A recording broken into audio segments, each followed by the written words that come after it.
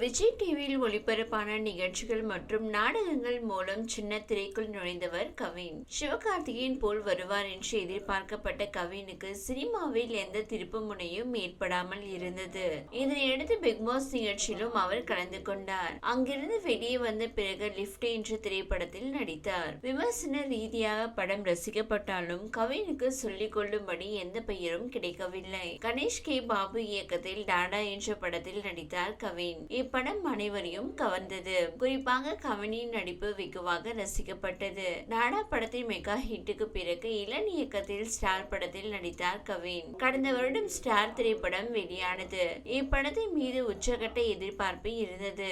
ஆனால் படத்துக்கு கலவையான விமர்சனமே கிடைத்தது. ஸ்டார் படத்தின் தோல்வியை எதிர்பார்க்காத கவின் அடுத்ததாக பிளடி பேக்கர் படமாவது வெற்றி பெறும் என்ற நம்பிக்கையில் இருந்தார். ஆனால் அந்த படமும் போதிய வரவேற்பை பெறவில்லை. இதனால் வரிசையாக 2 படங்களை தோல்வி படங்களாக கொடுத்திருக்கிறார். எனவே இனி வரும் படத்தை ஹிட் படமாக கொடுக்க வேண்டும் என்ற முனைப்பில் இருக்கிறார் அவர். அந்த வகையில் அவர் இப்போது கிஸ் என்ற படத்தில் நடித்து வருகிறார். நுங்கம்பாக்கத்தில் பிரபல அடுக்குமாடி குடியிருப்பில் ஷூட்டிங் நடைபெற்று வருகிறது.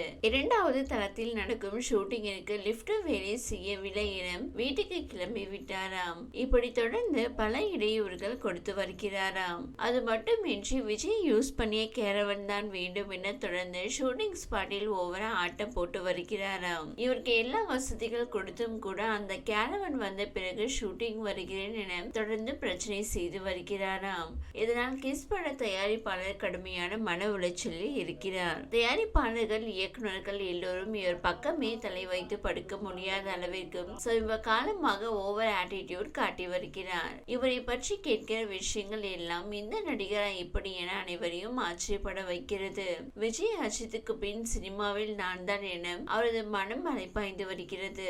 விஜயின் இடத்தை சிவகார்த்திகேயன் பிடிக்க போராடி வருகிறார். ஆனால் இவர்கள் இருவரது இடத்தையும் பிடித்து விட்டதாக வளரும் நடிகர் போடும் கும்மாளம் தான் இப்பொழுது சினிமா வட்டாரத்தில் எரிச்சலை கிளப்பியுள்ளது. இந்த வீடியோ உங்களுக்கு பிடித்திருந்தால் லைக் செய்யுங்க. மேலும் இதுபோல் வீடியோ தொடர்ந்து பார்க்க நம்ம ஊர் சேனலை சப்ஸ்கிரைப் மற்றும் ஃபாலோ செய்யுங்க.